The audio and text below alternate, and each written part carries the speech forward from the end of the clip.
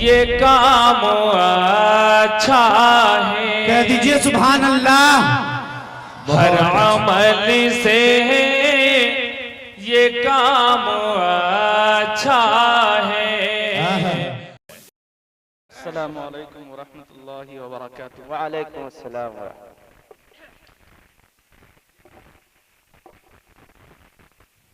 इन्नल हम्दलिल्लाहि नहमदुहु व नस्तईनुहु व नस्तगफिरुहु व नु'मिनु बिही व नतवक्कलु अलैहि व नऊज़ु बिल्लाहि मिन शुरूरि अनफुसिना व मिन सय्यिआति अअमालिना। मन यहदिहिल्लाहु फला मुज़िल्ल लहु व मन युज़लिलहु फला हादिय लहु।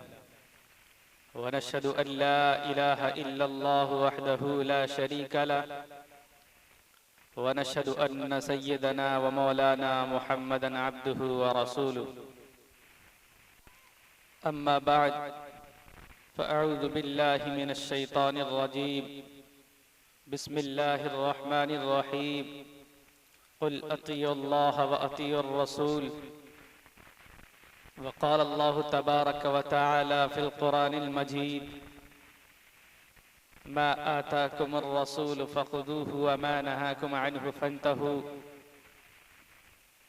क़ाल अन्नबिय्यु सल्लल्लाहु अलैहि वसल्लम मन तअल्लमल क़ुरआन वअल्लमहु। वक़ाल अन्नबिय्यु सल्लल्लाहु अलैहि वसल्लम मन अहब्बहु फ़क़द अहब्बनी व मन अहब्बनी कान मई फ़िल जन्नह औ कमा क़ाल अलैहिस्सलातु वस्सलाम। In the name of Allah, the most gracious, the most merciful, all praise and thanks are Allah, Lord of the Alameen, mankind, jinn and all that exists. You honor only that ruling judge, the day of recompense.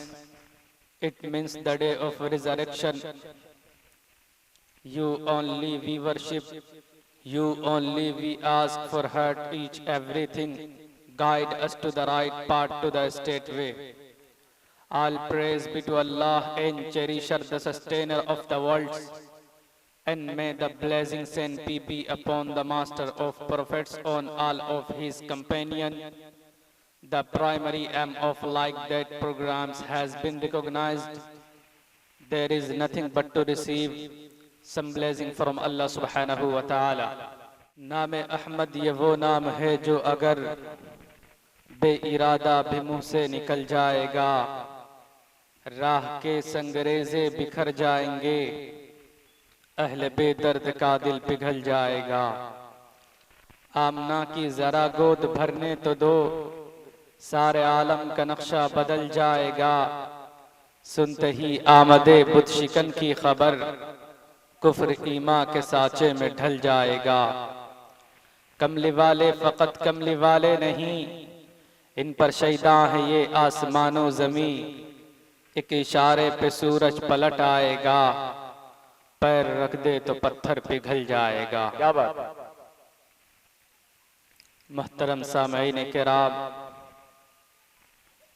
और मुअज़्ज़ज़ व मुस्तनद उलमाए किराम, मेहमानान एज़ाम, मैंने अहकमुल हाकिमीन के कलाम की एक आयत और जनाब मुहम्मदुर रसूलुल्लाह सल्लल्लाहु अलैहि वसल्लम की हदीस पढ़ी है।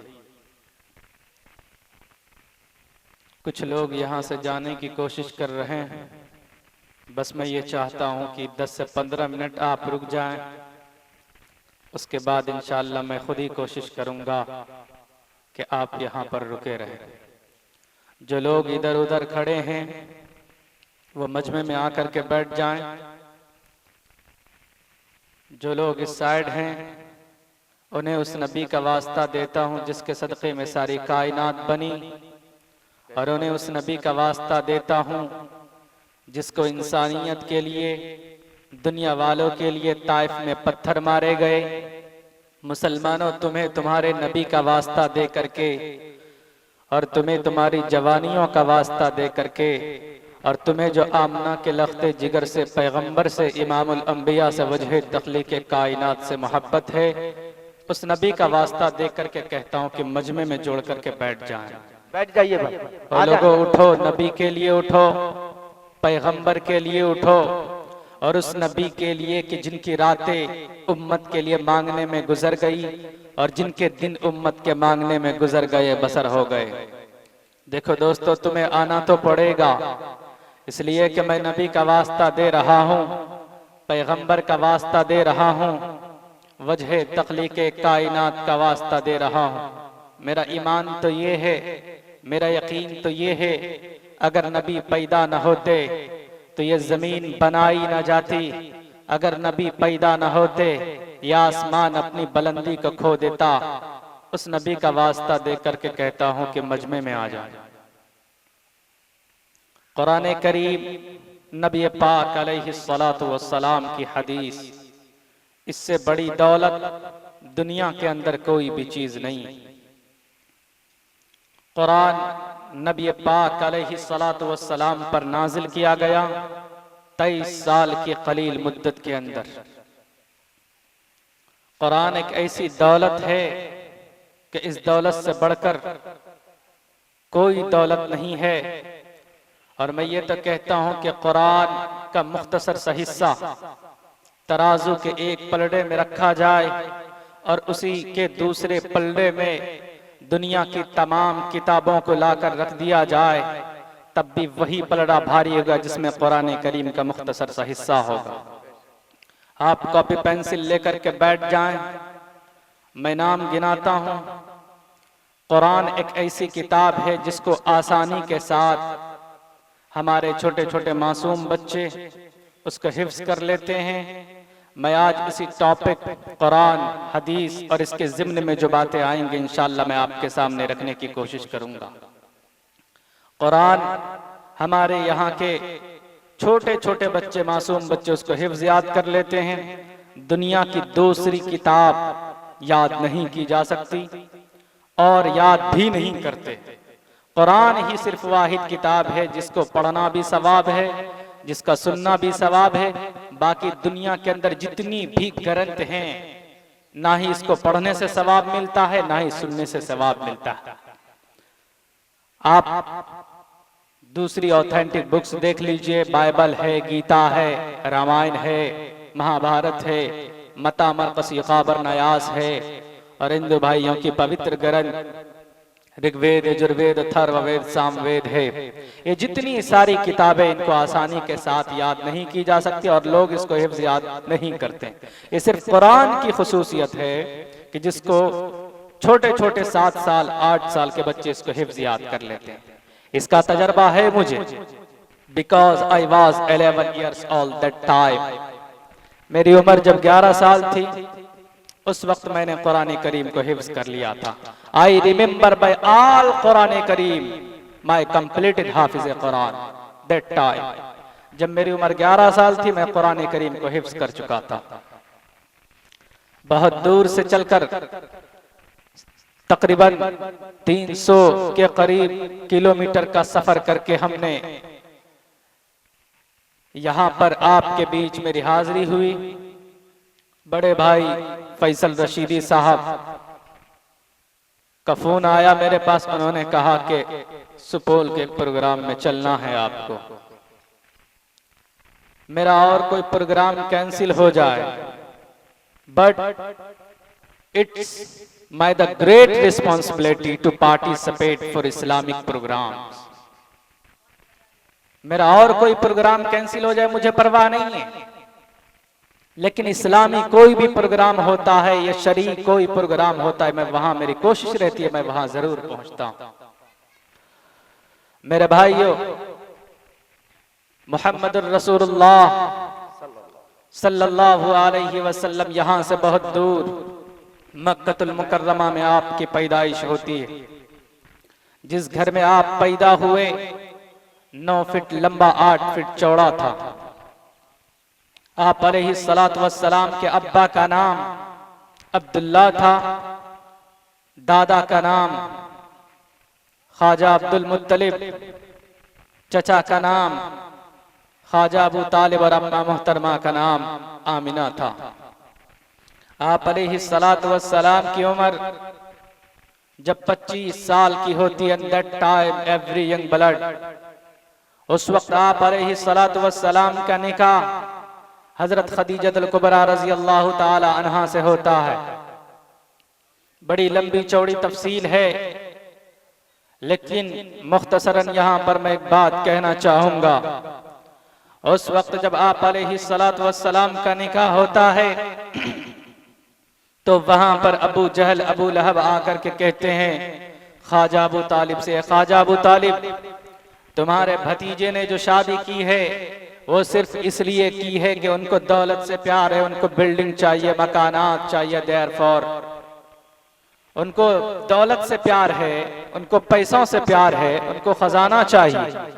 तो ख्वाजा अबू तालिब ने कहा, पलट करके जवाब दिया कि अबू जहल, एक वक्त था तुमने आकर के कहा था कि अगर मोहम्मद को पैसा चाहिए तो हम उसको खजाने की चाबी देने के लिए तैयार हैं, लेकिन मोहम्मद से कहो कि वह इस्लाम की तबलीग ना करे, इस्लाम का प्रचार न करे, उनके हाथ में बंदिश लगा दो, उनके होठों को सिल दो। लेकिन पूरी दुनिया जानती है कि मोहम्मद रसूलुल्लाह का जवाब क्या था। मोहम्मद रसूलुल्लाह ने खुलेआम कहा था, ए अबू जहल, तू जो चाहता है कर ले, लेकिन जिस पैगाम को मैं लेकर के चला हूं वो इंसानियत के भलाई के लिए, पैसा तो बहुत दूर की बात, मेरे एक हाथ में सूरज को रख दो और दूसरे हाथ में चांद को लाकर रख दो, उसके बाद तुम ये कहो कि मोहम्मद रुक जाओ। उस वक्त तक मैं नहीं रुक सकता। क्यों? क्योंकि मैं जिस पैगाम को लेकर के चला हूं वो इंसानियत के भलाई के लिए है। वो मानवता किसका पैसा लगा है? औरंगजेब रहमतुल्लाहि अलैहि का पैसा लगा है। काशी के विश्वनाथ के मंदिर में किसका पैसा लगा है? औरंगजेब रहमतुल्लाहि अलैहि का पैसा लगा है। ये तारीख तो नहीं बताओगे, सिर्फ यही कि औरंगजेब रहमतुल्लाहि अलैहि ने एक मंदिर को तोड़ा। बहरकैफ मैं इस टॉपिक पर बात नहीं करना चाहता। मोहम्मद रसूलुल्लाह सल्लल्लाहु तबारक व तआला ने कहा, मोहम्मद उठो, इस्लाम की तबलीग करो। या अय्युहल मुद्दस्सिर कुम फअंजिर, ए मोहम्मद उठो और अल्लाह की वहदानियत को बयान करो। बताओ, लोगों से कहो ला इलाहा इल्लल्लाह मुहम्मदुर रसूलुल्लाह। लोगो, ला इलाहा इल्लल्लाह मुहम्मदुर रसूलुल्लाह का कलमा पढ़ लो, तुम जन्नत में जाओगे, कामयाब हो जाओगे। लेकिन मेरे भाइयों, पूरी दुनिया जानती है उक़बा इब्ने मुईद मक्कतुल मुकर्रमा के पूरे मैदान में आप अलैहिस्सलातु वस्सलाम जब सबके इंसान इस्लाम को अच्छा समझकर अगर अल्लाह के एक होने की गवाही देता है तो किसी भी मंत्री या संतरी को इजाजत नहीं है, किसी भी इंटेलिजेंस को इजाजत नहीं है, किसी यूएपीए कानून को उसके ऊपर थोपने की जरूरत नहीं है, इसलिए कि उसकी मर्जी है। और फिर भारत के संविधान को लिखने वाला डॉक्टर भीमराव अंबेडकर ने भी 5 लाख लोगों को लेकर उन्होंने दूसरे धर्म को अपनाने की कोशिश की। अगर एक धर्म को बदलना, दूसरे धर्म को कबूल करना अगर पाप होता तो सबसे पहले डॉक्टर भीमराव अंबेडकर के हाथ में हथकड़ी लगती। लेकिन नहीं, अभी उत्तर प्रदेश में एक चुनाव है, फिर से कुर्सी हासिल करनी है, तो क्या करें? मौलाना को पकड़ो और जेल की सलाखों के अंदर डाल दो ताकि हमारे हिंदू भाई खुश हो जाए। बंद करो ये जुमलेबाजी और बंद करो ये फिरका परस्ती, वरना तुम्हारे खुद ग्रंथों के अंदर लिखा हुआ पापिष्ठास्ते परप शांति अमरूपम भयंकर। जब बुरा करोगे तो अंजाम भयंकर होगा, कोई पूछने वाला, कोई देखने वाला नहीं होगा। अगर वक्ती तौर पर तुम्हारे पास 350 MPs है तो अपने आप को सुपर पावर ताकत मत समझना, इसलिए कि तुमसे पहले भी लोग आए, तुमसे बड़े बड़े सुपर पावर ताकतवर लोग आए, नामो निशान उनका मिटा दिया। शद्दाद आया, सफे हस्ती से नामो निशान अल्लाह तबारक व तआला ने मिटा दिया। नमरूद आया, जमीन से नामो निशान मिटा दिया। मच्छर के जरिए से हलाक करा दी गई, पूरी कौम को तबाह कर दी गई। कारून आया, अल्लाह तबारक व तआला ने जमीन में धंसा दिया। फिरौन आया, अना रब्बुकुम आला का दावा किया था, बैन समाई वल अर्ज़ मुअल्लक़ कर दिया फिरौन को रब्बे जुल जलाल। क्यों? इसलिए कि उनके पापों का घड़ा भर चुका था। इसलिए अगर वक्ती तौर पर तुम्हारे पास ताकत है तो इन ताकत का गलत इस्तेमाल मत करो। मंदिर मस्जिद के नाम पर लोगों को डराने की धमकाने की कोशिश मत करो। कहीं पर मंदिर का मुद्दा, कहीं पर मस्जिद का मुद्दा, कहीं पर टोपी का मुद्दा, कहीं पर मीनार का मुद्दा, कहीं पर हिजाब का मुद्दा, पता नहीं क्या चल पड़ा है। कैसे लोग गद्दी पर बैठ गए और देश का होम मिनिस्टर क्या कहता है,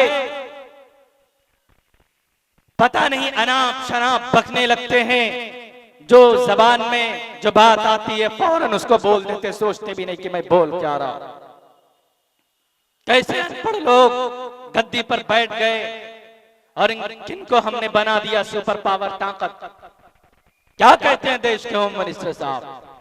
आप लोगों ने वीडियो के जरिए सुना भी होगा कि 12वीं के बाद जो इंटर में एडमिशन लेगा उनको एक लैपटॉप दिया जाएगा। आप बताइए, 12वीं के बाद इंटर होता है क्या? इंटर तो खुद ही 12वीं है। देश के होम मिनिस्टर साहब कहते हैं कि 12वीं के बाद जो इंटर में एडमिशन लेगा, इंटरमीडिएट करेगा, तो उसको क्या दिया जाएगा? लैपटॉप दिया जाएगा। वाह देश के होम मिनिस्टर साहब। और क्या कहते हैं? 86 लाख कार्यकर्ता हमारे एक्टिव है और उसको इंग्लिश में ट्रांसलेट करते हैं 46 लाख। अब बताइए, 86 लाख को कहा जाता है 46 लाख। ये देश के होम मिनिस्टर साहब का बयान है, आप लोगों ने सुना भी होगा। मेरे भाइयों, मैं उस तरफ नहीं जाना चाहता। मैं बताना ये चाहता हूं आपको कि हर जमाने के अंदर आपने हुकूमत की है।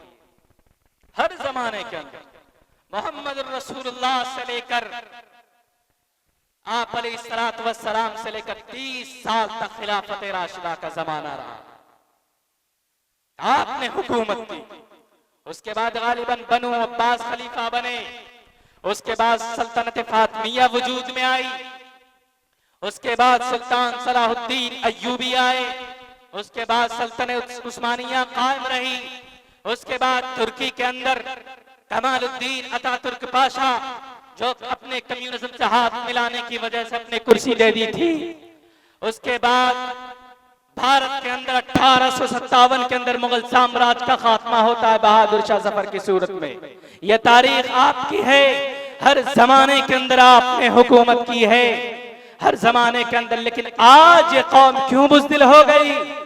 आज जब मस्जिद की बात आती है तो हमारे पास वकील नहीं होते बहस करने के लिए। जब बाबरी मस्जिद की बात आई तो हमें एक नॉन मुस्लिम वकील को हायर करना पड़ा। क्यों? क्या हम सिर्फ बिरयानी खाने के लिए पैदा हुए हैं? क्या हम सिर्फ गोश्त खाने के लिए पैदा हुए हैं? आज बाबरी मस्जिद की बात आती है तो केस कौन लड़ेगा? प्रशांत भूषण केस लड़ेगा। क्यों? आपका बच्चा क्यों नहीं लड़ सकता? वो भी लड़ सकते हैं वो भी, लेकिन आपका बच्चा क्यों नहीं लड़ सकता? चली गई हमारी बाबरी मस्जिद, कयामत तक हम नहीं भूलेंगे। लेकिन बताना ये चाहता हूं कि अपने अंदर की जो छुपी हुई ताकत उनको बाहर लाइए। आपका बच्चा क्यों नहीं पढ़ा लिखा है?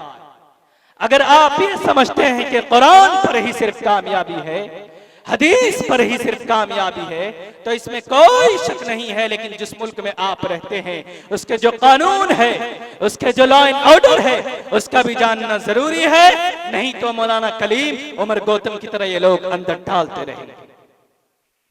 मेरे भाइयों, जिनको आप ये समझते हैं कि ये मौलाना साहब है, ये हाफिज साहब है, जिनको आज हम गिनती में शुमार नहीं करते, अगर मैं इनकी फजीलत बताने पर आऊं तो आपके रोंगटे खड़े हो जाएंगे। जो 35-40 रुपए मीटर के कपड़े में मलबूस होकर रहते हाफिज साहब, मौलाना साहब, इनकी अहमियत को, इनकी फजीलत को हम और आप जज नहीं कर सकते। इनका वो मकाम है। कल कयामत के दिन हुफ्फाज़े किराम से कहा जाएगा, उनके माँ बाप के सर पर एक ऐसा ताज रखा जाएगा सूरज की रोशनी भी उस दिन जो है अपनी रोशनी पर शर्मिंदा होगा। सूरज भी, चांद की रोशनी फीकी पड़ जाएगी, उसके माँ बाप के सर पर एक ऐसा ताज रखा जाएगा, लोग कहेंगे अरे ये सक्सेसफुल आदमी है, ये तो बुद्धू मियां, ये कैसे इतना सक्सेस हो गया। कहा जाएगा इन्होंने अपने बच्चे को मदरसा अहयाउल उलूम में डालकर इन्होंने हाफिज कुरान बनाया था, आज इनका ये मकाम है। उनसे कहा जाएगा, एक लग्जरी गाड़ी दी जाएगी और इनसे कहा जाएगा कि जाओ कुरान करीम को पढ़कर जन्नत में दाखिल हो जाओ। और ऐसे ही नहीं बल्कि 10 ऐसे आदमियों को अपने बाजू के अंदर पकड़ लो जिन पर जहन्नम वाजिब हो चुकी है और उनको जन्नत में लेकर के जाओ। कल कयामत के दिन किसी एमएलए या एमपी, किसी सीएम या पीएम को यह ओहदा हासिल नहीं होगा, ये हाफिज कुरान से कहा जाएगा। और इस देश के अंदर भी उलमाए किराम की बड़ी तारीख रही है मेरे भाइयों, इस कुरान को मिटाने के लिए बहुत सारे लोग आए। बशारुल असद 3 साल तक मेहनत करता रहा कुरान करीम की जगह पर अपना नाम दाखिल करने की, लेकिन खुद मिट गया। कुरान करीम आज भी मौजूद है। ऐसी जहनियत रखने वालों को मेरी तरफ से ये चैलेंज है, आ जाओ बेटो मैदान में, मैं तुम्हें पढ़कर सुनाऊंगा कुरान करीम को शुरू से लेकर आखिर तक। अंग्रेज आया था 1800 सदी के अंदर, कहा था कि मैं कुरान करीम को मिटा दूंगा, नामो निशान इसका मिटा दूंगा। एक शख्स ने कहा अंग्रेज तो उस वक्त तक कामयाब नहीं हो सकता जब तक इनके बीच से एक ग्रंथ है जिनका नाम कुरान करीम है, इनको मिटा दो तुम कामयाब हो जाओगे। अंग्रेज ने सोचा कि इनके पास ये कौन, इनके पास कौन सी ऐसी ताकत है जो हर तीसरे दिन में ये मैदान में आ जाते हैं। तो बताया गया कि इनके बीच में ग्रंथ है, इनको वहीं से सुपर पावर ताकत मिलती है। कहा अच्छा कि हम कुरान को खत्म कर देंगे। 1800 सदी के अंदर मेरे भाइयों मोहतरम साहब, 1800 सदी के अंदर 3 लाख कुरान करीम के नुस्खे जला दिए अंग्रेज ने। उसके बाद कहा कि मैं कामयाब हो गया। एक आलिम दीन आए और आकर के कहा ए अंग्रेज तू उस वक्त तक कामयाब नहीं हो सकता जब तक मेरे सीने के अंदर ईमान है, कुरान करीम है। कहा कि मुझे दलील चाहिए, मुझे दलील दो। कहा दलील चाहिए। कहा तुमने 3 लाख कुरान करीम के नुस्खे जला दिए, तुमने क्या सोच रखा कि कामयाब हो गया मैं? कहा कि तुम कामयाब नहीं हो सकते। कहा कैसे, प्रूफ दो मुझे। एक बच्चे को लाया गया, 9 साल के बच्चे को, उनसे कहा गया पढ़ो, इक़रा। पढ़ना शुरू किया। अल्हम्दुलिल्लाहि रब्बिल आलमीन, अलिफ लाम मीम, ज़ालिकल किताबु ला रैब फीह, सयक़ूलुस सुफ़हा, तिलकर रुसुल फ़ज़्ज़लना, लन तनालुल बिर्रा हत्ता तुनफ़िक़ू, वल मुहसनात ला युहिब्बुल्लाह व इज़ा समिअू। शुरू से लेकर के आखिर तक कुरान करीम को पढ़कर सुना दिया। अंग्रेज दंग रह गया, परेशान हो गया अंग्रेज। उन्होंने फौरन तौबा किया और कहा कि कुरान करीम को कोई मिटा नहीं सकता, कोई तब्दील नहीं कर सकता। ला तब्दील अली कलिमातिल्लाह, कुरान को कोई बदल नहीं सकता। कुरान को बदलना तो दूर की बात, इसके एक नुक्ते को कोई नहीं मिटा सकता। आप जिन उलमा को समझते हैं, जिनको आज हम गिनती में शुमार नहीं करते, आपको पता है इनकी तारीख क्या है, उलमा किराम की तारीख क्या है, मैं बताऊंगा।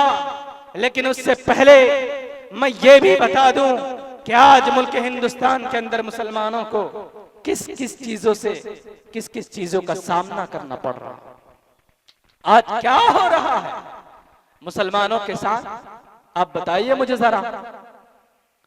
पूरे मुल्क हिंदुस्तान के अंदर ही नहीं बल्कि पूरे वर्ल्ड में 1 अरब 98 करोड़ द मुस्लिम पॉपुलेशन, इतनी आबादी है मुसलमानों की।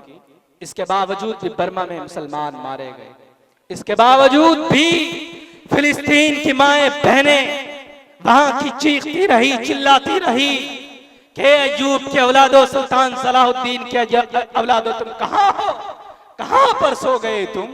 तुम्हारा कुरान लूटा जा रहा है, तुम्हारी माएं बहनें की इज्जत लूटी जा रही, कहां पर सो गए? हमने दुआ की, हमारी दुआ हमारे सर से ऊपर नहीं उठी। कश्मीर के अंदर हमारी माए बहन की इज्जत को लूट ली गई।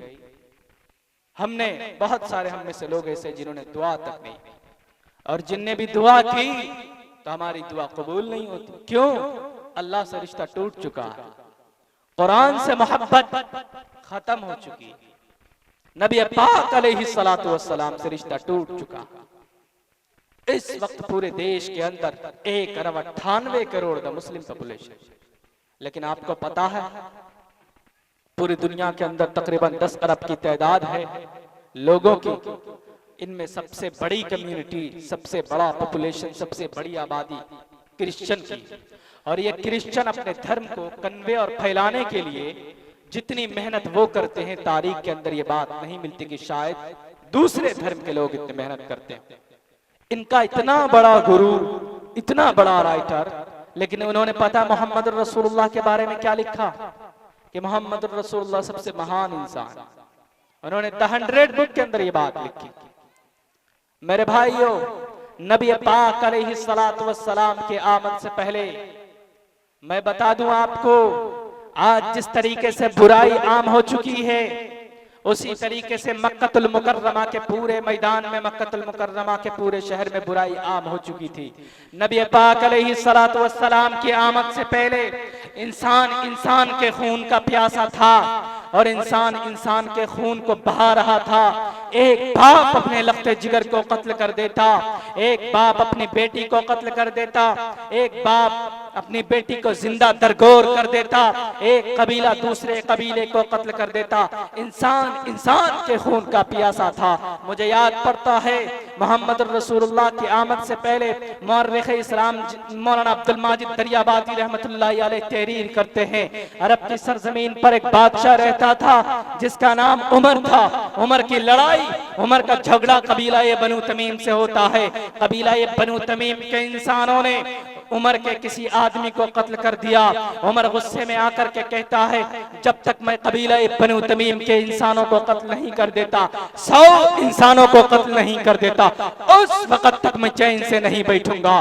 कबीला बनु तमीम को मारने के लिए उमर अपने लश्कर को लेकर के कबीला बनु तमीम के गांव में पहुंचता है। उमर ने देखा कि गांव के सारे लोग भाग गए, मर्द भी भाग गए, औरतें भी भाग गई, बच्चे भी भाग गए, बूढ़े भी भाग गए, लेकिन एक औरत थी जो निहायत माजूर थी, वो भाग ना सकी। जब बादशाह वहां पर पहुंचता है, देखा कि सारे लोग भाग गए, अब क्या किया जाए, किससे बदला लिया जाए? तो बादशाह के खादिम ने कहा, बादशाह सलामत, यहाँ पर एक बूढ़ी मौजूद है, अगर आप कहें तो उनको आपकी खिदमत में पेश किया जाए। कारे बूढ़ी है तो क्या फर्क पड़ता, उनको यहाँ पर लाया जाए। बूढ़ी को लाया गया और कहा कि आग तैयार करो। आग तैयार किया गया, आग के अंदर तेजी पैदा करने की कोशिश की गई। जब आग खिलक के आसमान से बातें करने लगी, कहा इस बूढ़ी को पकड़ो और जलती हुई आग के हवाले कर दो। बूढ़ी ने दस्त बस्ता अर्ज किया, ए बादशाह सलामत, मैं बूढ़ी हूँ, मैं तेरे उम्र की लंबे उम्र की दुआएं करूंगी। अरे जिसने कत्ल किया उसको आग के हवाले करो, उसके खानदान को आग के हवाले करो, मैं तो उसके खानदान से भी ताल्लुक नहीं रखती। ए बादशाह सलामत, तू बता, अगर मुझे इस बूढ़ी को तूने कत्ल कर दिया, तुझे क्या मिल जाएगा? क्या तेरे भाई का बदला तुझे मिल जाएगा? बादशाह ने के कान में चुभीन आई। बादशाह ने कहा, बूढ़ी है तो क्या फर्क पड़ता, इसे भी पकड़ो और चलती हुई आग के हवाले कर दो। बूढ़ी को पकड़ा गया और चलती हुई आग के हवाले कर दिया। ये वो किरदार था, ये वो जुल्म था जो नबी की आमद से पहले मक्कतुल मुकर्रमा के पूरे सरजमीन पर यह बुराई आम हो चुकी थी। यहीं पर बुराई नहीं रुकती, जुल्म और आगे बढ़ता है। मुअर्रिख इस्लाम मौलाना अब्दुल माजिद दरियाबादी रहमतुल्लाहि अलैह तहरीर करते हैं, आग को जलते हुए देखा। मुसाफिर ने दूर से आग को जलते हुए देखकर सोचा शायद वहां पर कोई पार्टी होगी, खाना पकाया जा रहा होगा, शादी होगी वहां पर। मुसाफिर 3 दिन से भूखा था। मुसाफिर ने सोचा वहां पर कोई शादी होगी, 3 दिन से मुसाफिर भूखा, आंखें धस चुकी थी, पेट अंदर जा चुका था। मुसाफिर की भूख की शिद्दत ने मुसाफिर को वहां आने पर मजबूर कर दिया। बादशाह के कारिंदों ने उसे पकड़ा और बादशाह के सामने हाजिर किया। बादशाह से कहा, बादशाह सलामत, ये मुसाफिर आया है, इसको पकड़ो और पकड़ करके इनसे पूछो यहाँ आने का मकसद क्या है। बादशाह ने कहा, मुसाफिर बता तू यहाँ क्यों आया है। बादशाह ने कहा, ऐ बादशाह सलामत, मैं मुसाफिर हूँ, 3 दिन से भूखा हूँ। मेरी भूख की शिद्दत ने मुझे यहाँ आने पर मजबूर कर दिया। मैंने दूर से आग को जलते हुए देखा। ए बादशाह सलामत, मैं बहुत भूखा हूँ। बादशाह ने कहा, रे भूखा है तो क्या फर्क पड़ता, इसे भी पकड़ो और जलती हुई आग के हवाले कर दो। मुसाफिर ने दस्त अर्ज किया, ए बादशाह सलामत, मैं मुसाफिर हूँ और मुसाफिर की मेहमान नवाजी करना यह इंसानियत का फर्ज बनता है।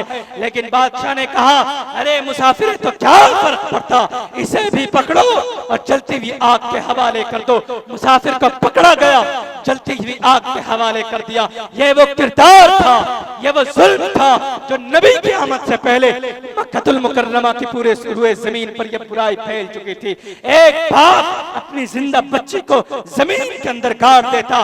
मेरे भाइयों, कुरान ने बयान किया, वइदल मऊउदतु सुइलत बिअय्यि ज़ंबिन क़ुतिलत, जो औरत को सिर्फ और सिर्फ अपनी मफाद के लिए इस्तेमाल करते हैं और उनसे शादी करके उनको मार पीट करते हैं, जलाते हैं, उनकी बॉडी को भस्म कर देते हैं। रब ने कहा, वइज़ल मऊउदतु सुइलत बिअय्यि ज़ंबिन क़ुतिलत। मेरे भाइयों, कल क़यामत के दिन रब्बे ज़ुल जलाल तुमसे पूछेगा, हमने औरत को तुम्हें दिया था, तुमने इसे क्यों मारा।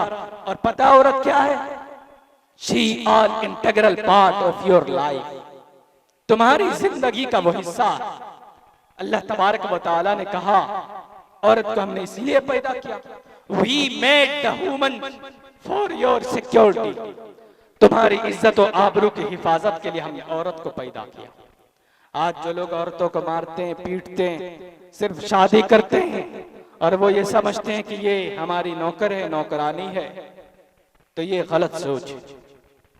इसलिए कि मोहम्मद रसूलुल्लाह की आप जब सीरत को पढ़ेंगे और सीरत को पढ़ने के बाद आपका जहन खुलेगा। मोहम्मद रसूलुल्लाह की हिस्ट्री को आप पढ़ें। मोहम्मद रसूलुल्लाह ने 11 शादी की, हर एक बीवी का पूरा हक अदा किया।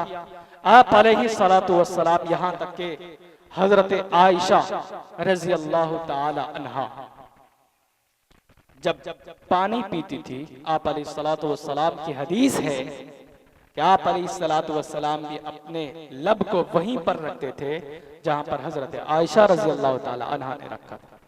बताइए ये मोहब्बत। आप अलैहिस्सलातु वस्सलाम जंग में भी जाते थे तो किसी न किसी बीवी को साथ लेकर जाते थे। आज इनकी बारी, उसके बाद उनकी बारी, उसके बाद उनकी बारी।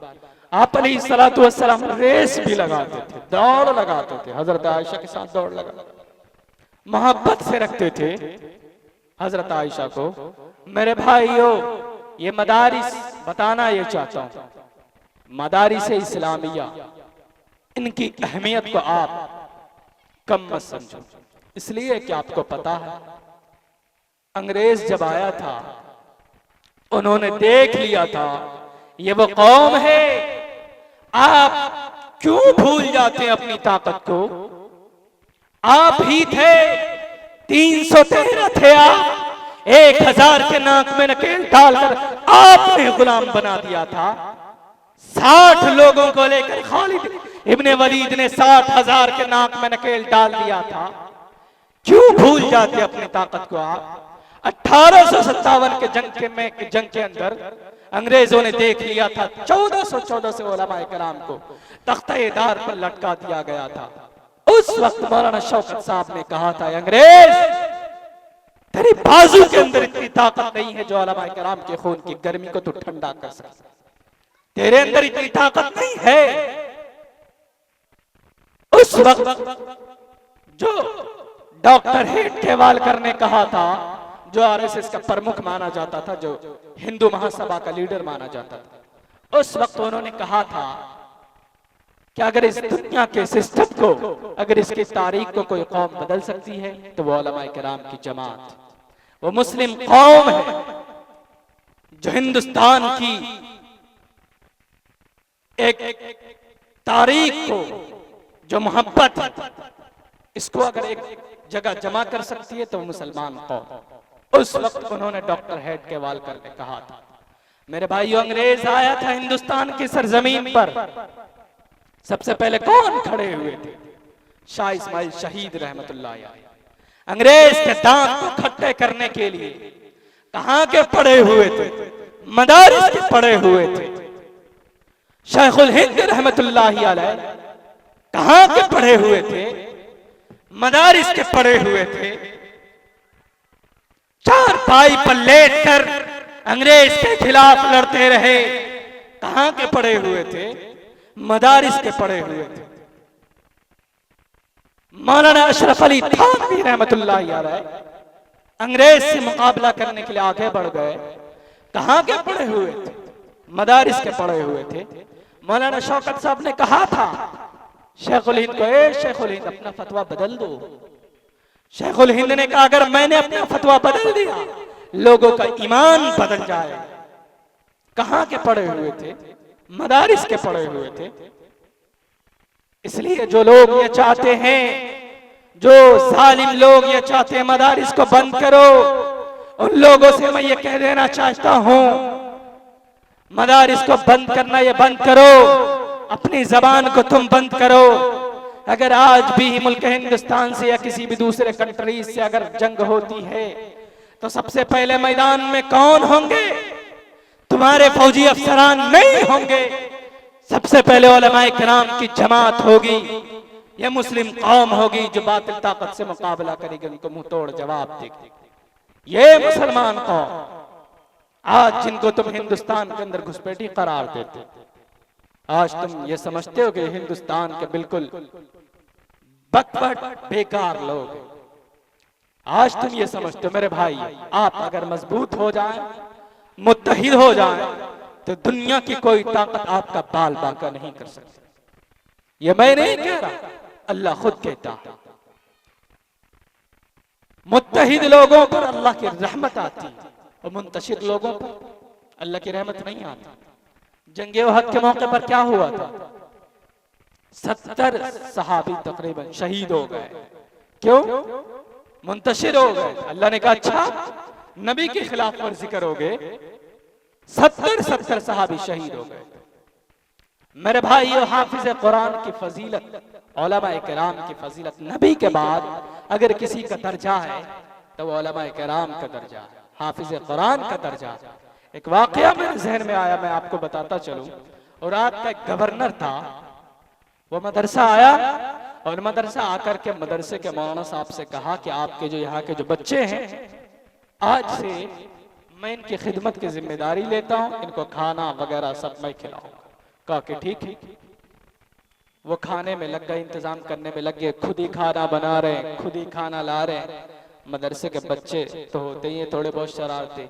उन्होंने कहा कि अरे वो जो गवर्नर है वो अभी तक खाना लेकर के नहीं आया। वो जो बैल है, उन्होंने लफ्ज बैल का इस्तेमाल किया, वो जो बैल है अभी तक खाना लेकर के नहीं आया।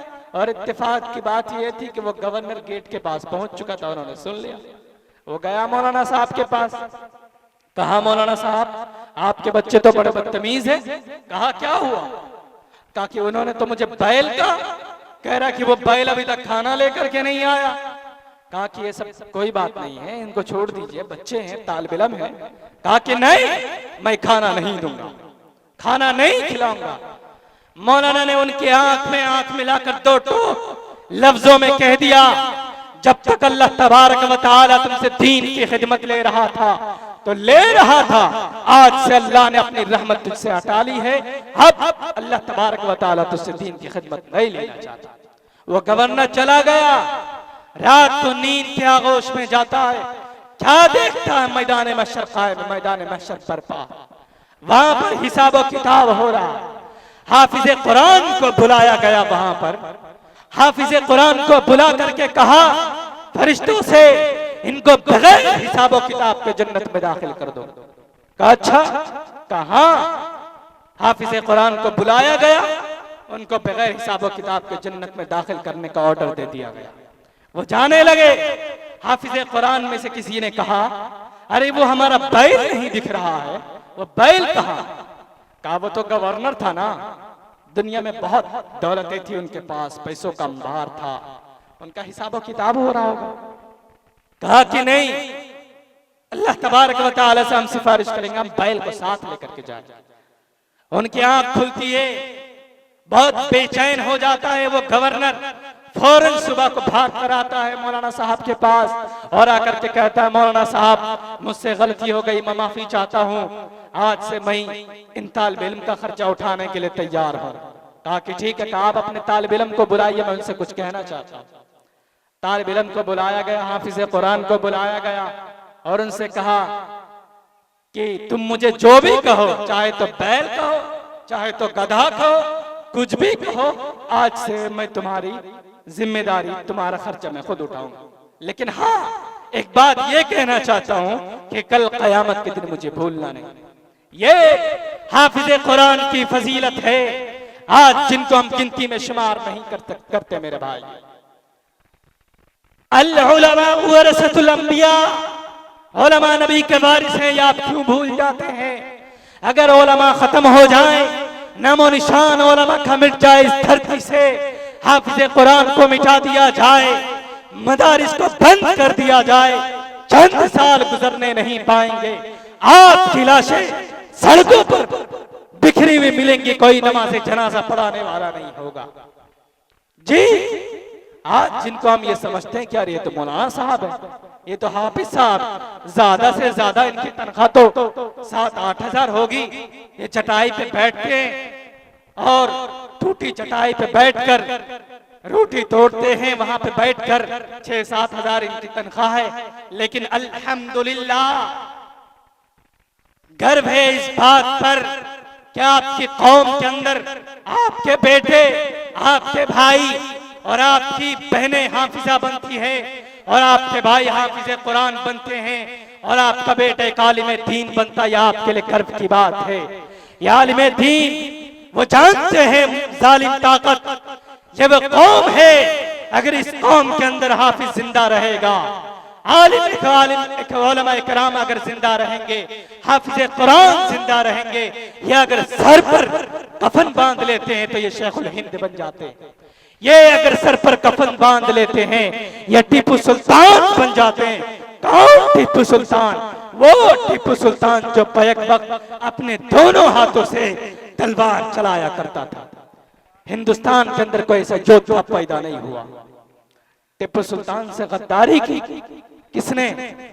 उनके खुद खादिम ने, गालिबन मीर सादिक ने या मीर जाफर ने गद्दारी की, उन्होंने अंग्रेज से हाथ मिला लिया। उसके बाद चारों तरफ से जब घिर गए टीपू सुल्तान, एक तरफ एक लश्कर के फौज के लोग हैं, दूसरी तरफ दूसरे फौज के लश्कर हैं और सामने जो है वो अंग्रेज। बैक वक्त 3 या 4 लश्करों से मुकाबला होता है। किनका? टीपू सुल्तान का, शेरे हिंदुस्तान। जब मुकाबला होता है, चारों तरफ से टीपू सुल्तान को घेर लिया जाता है। इतनी ताकत बाजुओं के अंदर, ईमान इतना मजबूत। नमाज पढ़ते हैं, कुरान की तिलावत करते हैं, तिलावत करने के बाद वो निकलते हैं घोड़े पर सवार होकर, दोनों हाथ में तलवार लिए हुए। बैक वक्त दोनों हाथों से चलाते तलवार चलाने वाला योद्धा अभी तक हिंदुस्तान के अंदर कोई पैदा नहीं हुआ। वो जब निकलते हैं दोनों हाथों में तलवार लेकर, तो उनका एक खादिम है, वो कहता है, बादशाह सलामत शेर हिंदुस्तान, आप तो जा रहे हैं, लेकिन आपके बच्चों का क्या होगा? कहा कि मैं अपने बच्चों को नसीहत करके आया हूं। अंग्रेज के सामने वो झुकने के लिए तैयार नहीं थे, निकल गए, दोनों हाथ से तलवार चलाना शुरू किया, गाजर मूली की तरह काटते गए लोगों को। लेकिन आखिर के अंदर चूंकि 3-4 लश्कर के लोग थे, फौज थे, टीपू सुल्तान जब जमीन पर गिर गए, उसके 4 घंटे तक, गालिबन 4 घंटे तक अंग्रेज उसके पास नहीं आया। कौन था? जनरल हॉर्स था, उसके पास नहीं आया। टीपू सुल्तान शहीद हो गए, लेकिन दबदबा इतना था कि उसके पास वो नहीं आया। अपने खादिम को भेजा, जनरल हॉर्स ने देखो जिंदा तो नहीं है, वो डर रहा था जनरल हॉर्स, खादिम को भेजा, हिला करके देखा उनको, देखा ये जिंदा नहीं। तब उस वक्त जनरल हॉर्स ने आकर के उसके सीने पे पैर रख करके कहा कि आज से मुल्क हिंदुस्तान मेरा। आपके कौम के अंदर टिप्पू सुल्तान जैसा बच्चा क्यों नहीं आज पैदा होता? क्यों नहीं अल्लाह से हमारा रिश्ता मजबूत है? क्यों नहीं नबी पाक अलैहिस्सलातु वस्सलाम से रिश्ता मजबूत है? क्या सिर्फ आज हम घूमने के लिए पैदा हुए हैं? क्या सिर्फ आज मुंबई में टूर करने के लिए पैदा हुए हैं? क्या सिर्फ दिल्ली इंडिया गेट घूमने के लिए सिर्फ हम पैदा हुए हैं? आप कम से कम 5 वक्त की नमाज पढ़ें। अगर हर एक आदमी ये सोच ले, हर एक मुसलमान अगर ये सोच ले कि हम अपने घर के अंदर तब्दीली लाएंगे, तो इंशाअल्लाह तबारक व तआला कैसी ताकत आएगी मुसलमानों के अंदर कि दुनिया के अंदर बड़ी से बड़ी सुपर पावर ताकत को ये कौम मान देगी। जी, आपको कौम हर जमाने के अंदर आपने हुकूमत की। अभी एक बहन ने, कर्नाटका की एक बहन ने कितनी बहादुरी का काम किया। हिजाब के ताल्लुक से प्रोटेस्ट चल रहा था। अब बताइए, हिजाब तो ये हमारा इस्लाम हमको, कुरान हमको इसकी इजाजत देता है तो हम करते हैं, इसमें दखल अंदाजी करने की क्या जरूरत है? अब बताइए, जो लोग ऐसा कर रहे हैं, गैर बिरंग के कपड़े गले में डालकर खामखा का प्रोटेस्ट कर रहे हैं, बताइए बहन मुस्कान ने कितनी बहादुरी का काम किया। कहां से आई ये ताकत? एक भीड़ आ रही थी सामने से, मुस्कान बहन वो डरी नहीं वहां पर। जब भगवा रंग के गेरवे कपड़े पहनने वाले लोगों ने जय श्री राम, जय श्री राम, जय श्री राम का नारा लगाया, उस वक्त बहन मुस्कान ने कहा नारे तकबीर, अल्लाहु अकबर, अल्लाहु अकबर, अल्लाहु अकबर। बहन मुस्कान ने कहा, हम और आप होते तो डर जाते, लेकिन नहीं, आपको जानना पड़ेगा, आपको समझना पड़ेगा, आपके अंदर जो छुपी हुई ताकत है उसको बाहर लाने की कोशिश कीजिए। मुसलमानों, नहीं तो जमीन में गाड़ दिए जाओगे, कोई पूछने वाला, कोई देखने वाला नहीं होगा। आपकी जो ताकत है उसको बाहर लाइए, जो ईमानी ताकत है उसको लोगों के सामने पेश कीजिए। क्यों आप डर जाते हैं बोलने से? क्यों आप डरते हैं एक जालिम हुक्मरान से? क्यों आप डरते हैं जिनका कोई ताल्लुक नहीं अल्लाह से? क्यों आप डरते हैं जिनका कोई वजूद नहीं इस धरती पर, और इस धरती से उठकर 7वें आसमान पर नहीं है? आपका तो मुसलमानों फिर भी कलमा है, आपका तो नबी वो है जिनका जिक्र दुनिया के तमाम धर्म शास्त्रों के अंदर मौजूद है। आपका तो नबी वो है जो पूरे धर्म की किताबों में जिनका जिक्र किया गया। इस्लाम एक हकीकत है, पूरी दुनिया के इंसान इसको मान चुके हैं, लेकिन नहीं माना। दूसरी कौम के लोगों ने भी आखिर मानना पड़ेगा। सुप्रीम कोर्ट को बहुत सारे कवानीन को मानना पड़ा। इस्लाम के कुछ कवानीन ऐसे जिनको सुप्रीम कोर्ट ने भी माना। 9 साल की बच्ची का जो रेपिस्ट होगा, नाबालिग बच्ची का जो रेपिस्ट होगा, उसे सजाए मौत मिलनी चाहिए, सुप्रीम कोर्ट ने माना। क्यों? यह कुरान का कानून है। अगर नहीं मानोगे मिटा दिए जाओगे। You can't success in this world, तुम कयामत तक कामयाब नहीं हो सकते। इसलिए कि यह हमारा कानून नहीं, वो अल्लाह का कानून है जिसने पूरे वर्ल्ड को बनाया, पूरे ब्रह्मांड को पैदा किया। उसके कानून को अपनाने में भलाई है, उसके कानून के खिलाफ कानून बनाने में आप मुंतशिर हो जाएंगे, बिखर जाएंगे, टूट जाएंगे, आपका नाम निशान मिट जाएगा। मेरे भाइयों, आज हम नबी से मोहब्बत तो करते हैं, नबी की मोहब्बत का दावा तो करते हैं, लेकिन क्या है कि जब अंदर दिल के अंदर झांक कर देखा जाए तो ना नबी की मोहब्बत है, ना सहाबा कराम से मोहब्बत है, ना शरीयत से मोहब्बत है। नबी से मोहब्बत कैसी होनी चाहिए?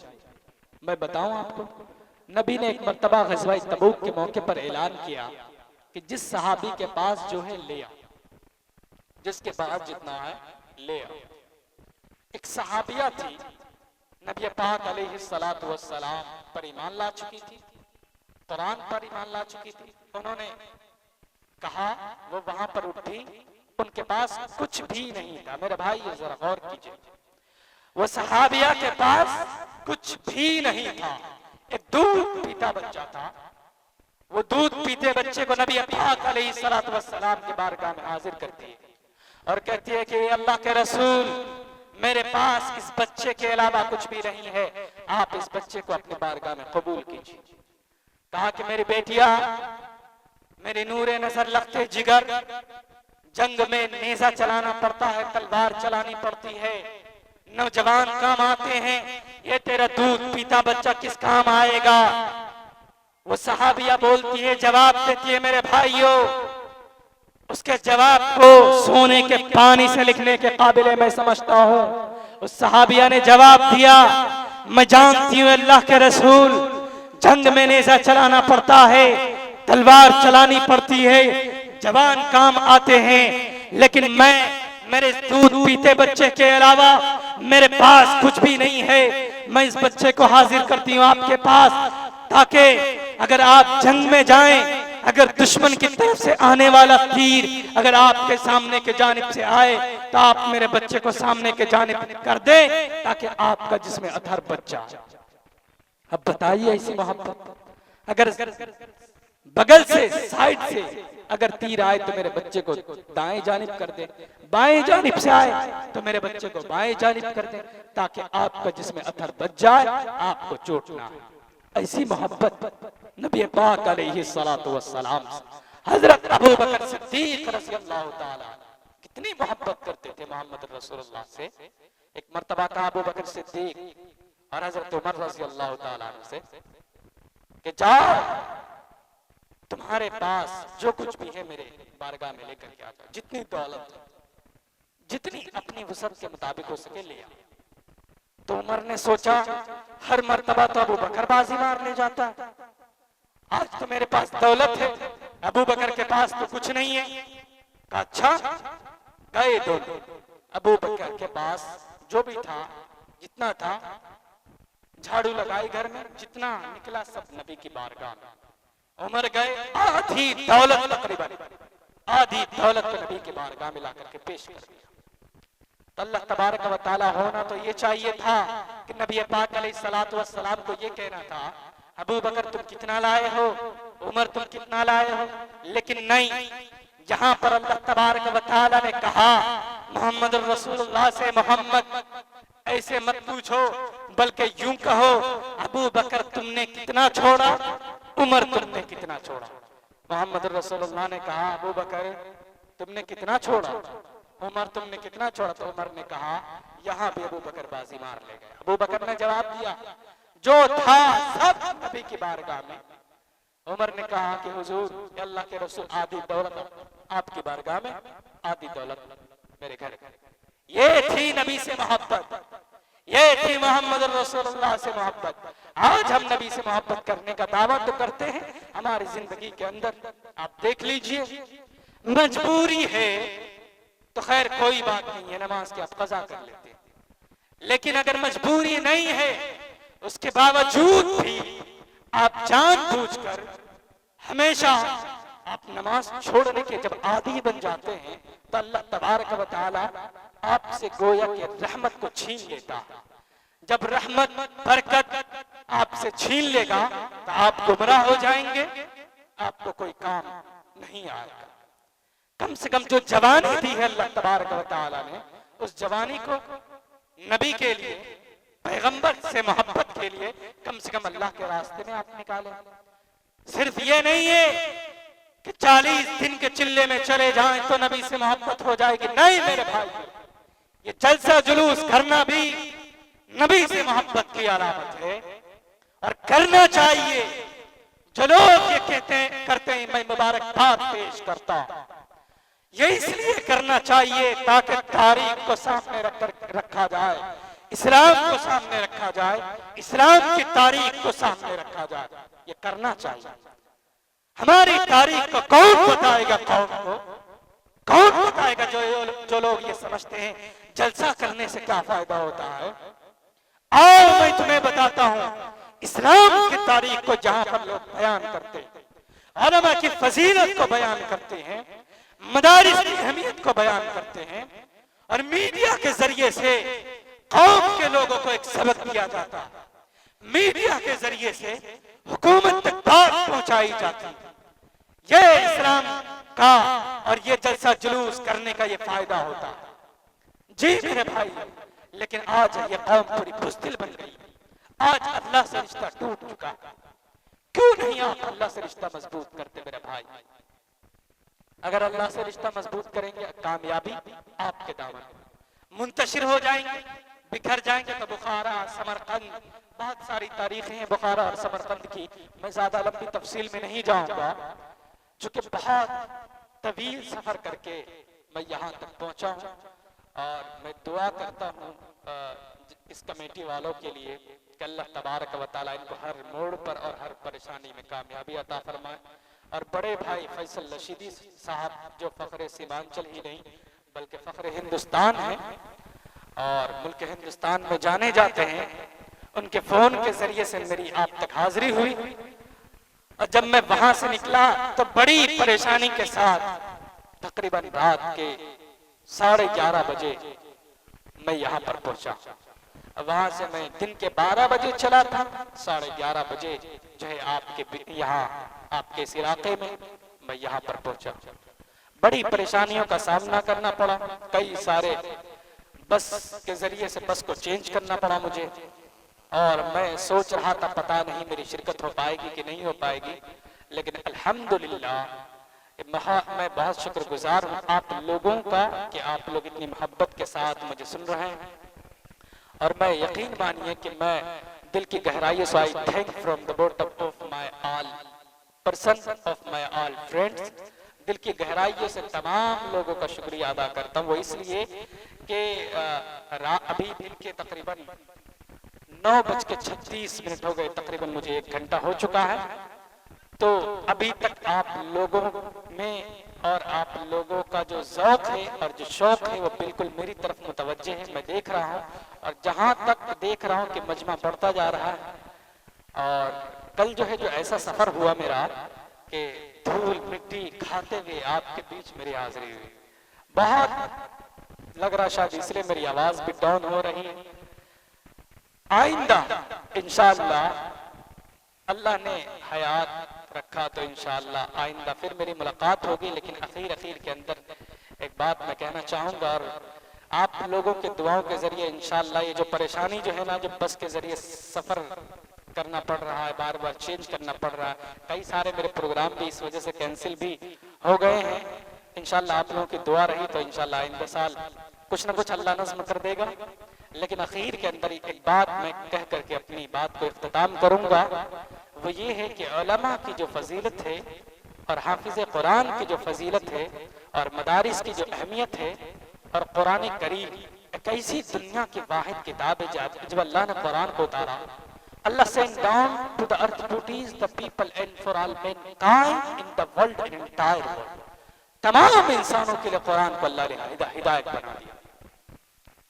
हुदल लिन्नास, अल्लाह ने कहा खुद कुरान करीम में, लफ्ज़ नास it is Arabic word is used for all mankind in the world in entire world. तमाम इंसानों के लिए कुरान एक हिदायत।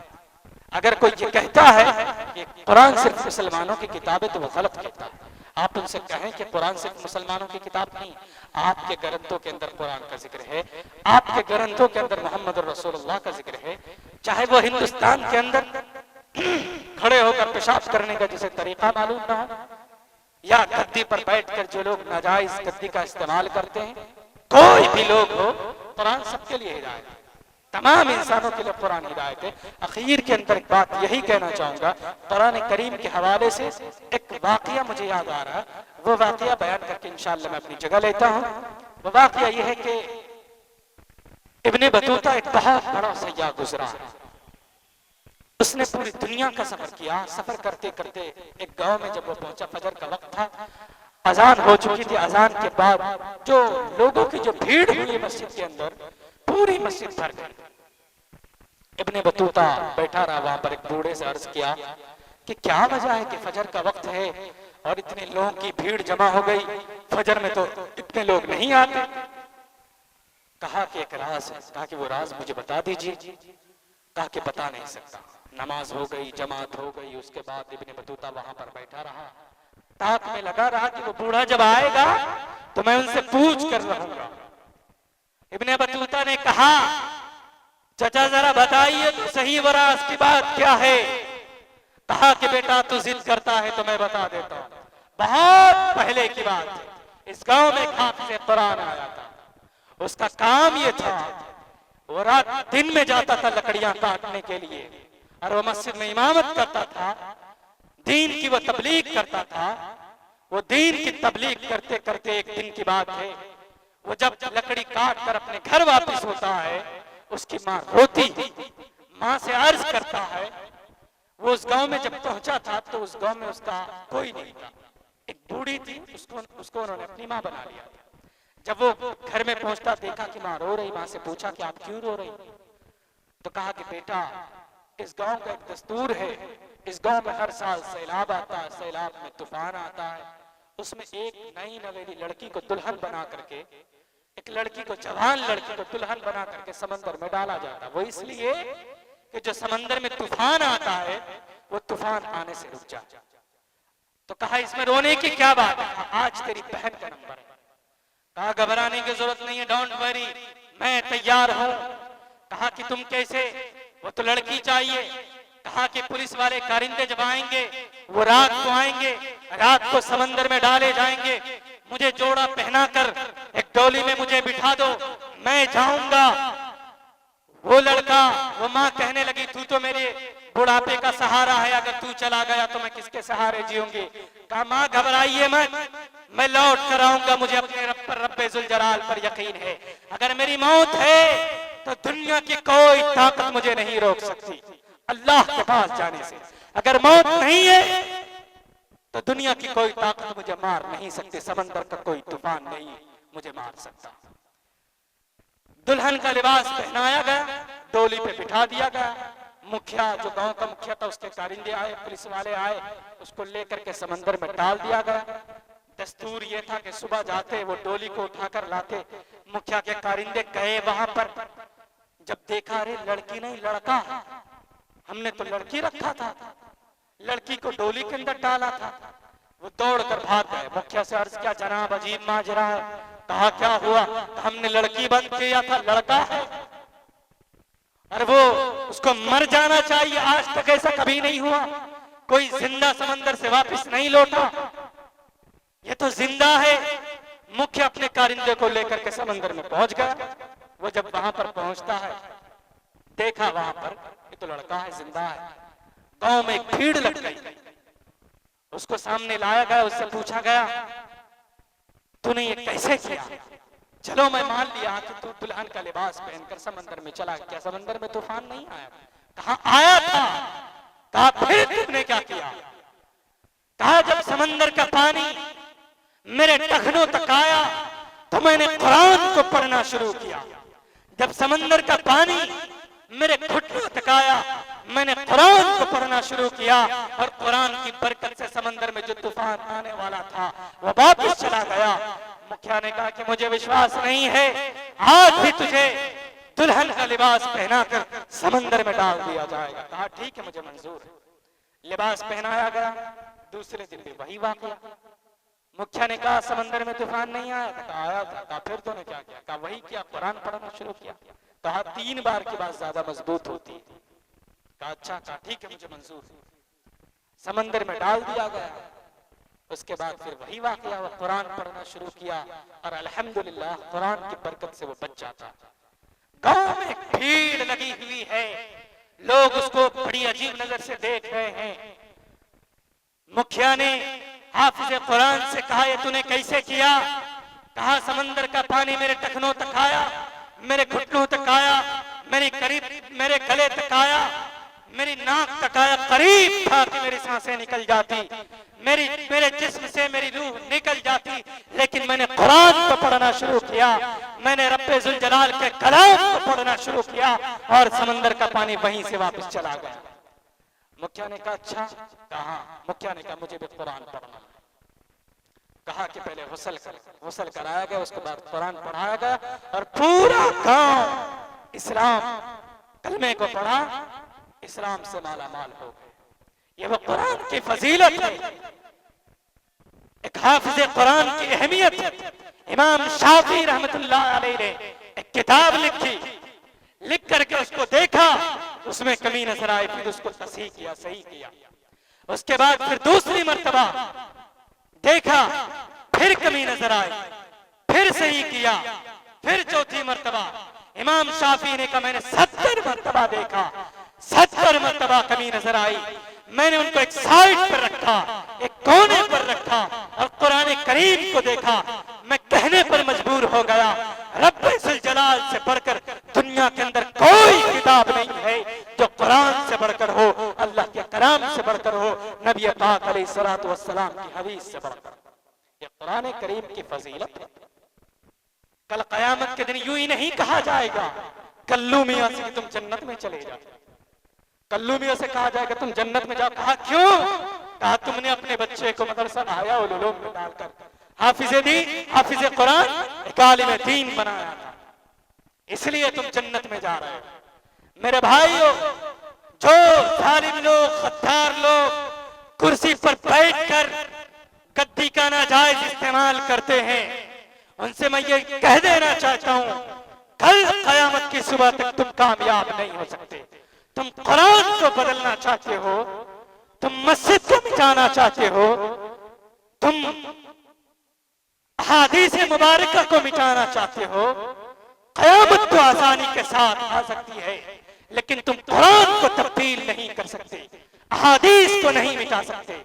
इसलिए कि कुरान का मुहाफिज वो अल्लाह है जिसने जमीन में कारून को धसा दिया, जिसने फिरौन को बैन समाई वल अर्ज़ लटका दिया, जिसने शद्दाद को मिटा दिया। अगर अल्लाह से पंगा लोगे तुम्हारा नामो निशान मिटा दिया जाएगा, सात जमीन की तह तक तुम धसते रह जाओगे, तुम्हारा नामो निशान मिटा दिया जाएगा। अल्लाह तबारक व तआला से मुकाबला करना बंदों के लिए जायज है क्या? इतना आसान है। वो अल्लाह जिसने मनी के नापाक कतरे से तुमको पैदा किया, जिसने खूबसूरत इंसान तुमको बनाया, और बड़े ताज्जुब की बात है, अल्लाह की वहदानियत की गवाही सिर्फ कुरान में नहीं, हदीस में नहीं, हिंदू भाइयों की पवित्र ग्रंथों के अंदर भी मौजूद है। क्या कहा गया? एको देवा सर्वभूतेषु गौणा। दूसरे ग्रंथों के अंदर भी कहा गया यकुम ब्रह्म द्वितीय नास्ते नैना नास्ते किंचन। आज अगर हम जलसा जुलूस करते हैं, अल्लाह की वहदानियत को बयान करते हैं, अमन के साथ इस्लाम की तबलीग करते हैं, तो ये हमारा फंडामेंटल राइट है, बुनियादी हकूक है। इसलिए कि इंडियन कॉन्स्टिट्यूशन दफा नंबर 19 कहता है, आर्टिकल नंबर 19 कहता है, protection of certain rights regarding freedom to speech, all citizen shall have the right. अगर कोई का इंसान अपनी मर्जी से भारत के किसी कोने के अंदर अगर इस्लाम की तबलीग करना चाहे, स्पीच देना चाहे, तकरीर करना चाहे, शेर पढ़ना चाहे, तो वो पढ़ सकता है। हिंदुस्तान का संविधान उसे इजाजत देता। ये सिर्फ कुरान नहीं कहता, भारत का संविधान भी तो कहता है। लेकिन नहीं, कुछ लोगों के पेट में दर्द होता है। उत्तर प्रदेश के लालटू जक्कर के पेट में तो और भी ज्यादा दर्द होता है। उत्तर प्रदेश के लालटू जक्कर पहुंच जाते हैं और क्या कहते हैं, 10 मार्च तक रुक जाओ, सबको शांत कर देंगे। उत्तर प्रदेश के लालटू जक्कर का ये जुमला, सबको शांत करने का क्या मतलब बनता भाई? उन्होंने कहा कि 10 मार्च के बाद सबको शांत कर देंगे। अभी सन 2021 के इलेक्शन में, 20 के इलेक्शन में, जब बंगाल में जब इलेक्शन चल रहा था, वहां जाकर लोगों को कहते हमें दे दो सन 2021, हमें दे दो यहाँ की सत्ता, हम 24 घंटे के अंदर क्या करेंगे? गाय के ऊपर पाबंदी लगा देंगे। गाय के ऊपर पाबंदी लगाओगे? यहाँ इंसान का खून बहा रहा है। हिंदुस्तान की सरजमीन पर 70-75 नौजवानों को मॉब लिंचिंग किया गया।